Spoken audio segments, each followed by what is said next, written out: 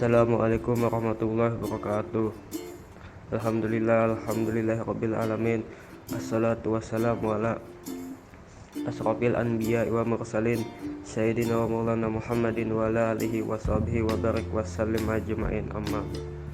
Pertama, marilah kita panjatkan puji syukur hadirat Allah Subhanahu wa taala, karena berkat rahmat dan limpahan hidayahnya lah kita dapat melaksanakan perkenalan online ini dalam keadaan sehat walafiat. Salawat serta salam tak lupa kita haturkan kepada junjungan kita Nabi besar Nabi Muhammad Sallallahu Alaihi Wasallam. Sebelumnya perkenalkan kami dari kelompok 1 yang beranggotakan saya sendiri Alfitan Sari, selanjutnya ada Rabi'ah Al-Adawiyah dan juga Badaruddin Saputra. Kelompok kami akan membawakan materi tentang konstitusi. Langsung saja. Yang pertama, A. Pengertian konstitusi. Konstitusi atau undang-undang dasar dalam negara adalah sebuah norma sistem politik dan hukum bentukan pada pemerintahan negara. Biasanya dikodifikasikan sebagai dokumen tertulis. Dalam kasus bentukan negara, konstitusi memuat aturan dan prinsip-prinsip entitas politik dan hukum. Istilah ini merujuk secara khusus untuk menetapkan konstitusi nasional sebagai prinsip-prinsip dasar politik. Prinsip-prinsip dasar hukum termasuk dalam bentukan struktur, prosedur, wewenang, dan kewajiban pemerintahan.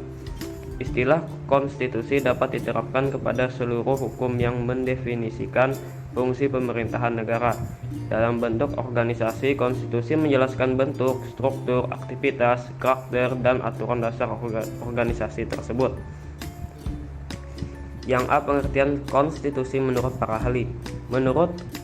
Yang pertama, menurut K.C. Ware, konstitusi adalah keseluruhan sistem ketatanegaraan suatu negara yang berupa kumpulan peraturan yang membentuk, mengatur, memerintah dalam pemerintahan suatu negara. Yang kedua, menurut Hermann Heller, konstitusi mempunyai arti luas daripada undang-undang dasar. Konstitusi tidak hanya bersifat yuridis tetapi juga sosiologis dan politis. Yang ketiga, menurut Lassalle, konstitusi adalah hubungan antara kekuasaan yang terdapat di dalam masyarakat, seperti golongan yang mempunyai kedudukan nyata di dalam masyarakat, misalnya kepala negara, angkatan perang, partai politik, dan sebagainya. Yang keempat, menurut L.J. van Apeldoorn, konstitusi memuat baik peraturan tertulis maupun peraturan tidak tertulis. Yang kelima, menurut Komimanto Sutopawiro, istilah konstitusi berasal dari bahasa Latin cisme yang berarti bersama dengan dan statut yang berarti membuat sesuatu agar berdiri. Jadi konstitusi berarti menetapkan secara bersama. Materi selanjutnya akan disampaikan oleh rekan saya. Baik, di sini saya mau melanjutkan dari Alfit, yaitu B. Kedudukan konstitusi. Konstitusi berkedudukan sebagai hukum dasar dan sekaligus hukum tertinggi suatu negara. Konstitusi menjadi dasar dan sumber bagi peraturan perundangan yang ada dalam suatu negara. Tujuan konstitusi. Pada prinsipnya, ada konstitusi memiliki tujuan untuk membatasi kewenangan pemerintahan dalam menjamin hak-hak yang diperintahkan dan merumuskan pelaksanaan berdaulat. Tujuan adanya konstitusi tersebut secara ringkas dapat diklasifikasikan tujuannya itu. Yang pertama, memberikan pembatasan sekaligus pengawasan terhadap kekuasaan politik. Yang kedua, melepaskan kontrol kekuasaan dari penguasa sendiri. Berdasarkan nilai-nilai konstitusi. Konstitusi memiliki nilai sebagai berikut. Yang pertama, nilai normatif. Nilai normatif adalah suatu konstitusi yang resmi diterima oleh suatu bangsa, dan bagi mereka konstitusi itu tidak hanya berlaku dalam arti hukum atau legal, tetapi juga nyata berlaku dalam masyarakat, dalam arti berlaku efektif dan dilaksanakan secara umum dan konsekuen. Yang kedua, nilai nominal adalah suatu konstitusi yang menurut hukum berlaku tetapi tidak sempurna.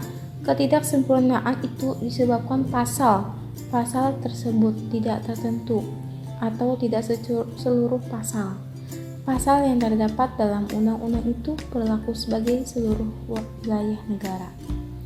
Yang ketiga, nilai semantik adalah suatu konstitusi yang berlaku hanya untuk kepentingan penguasa saja.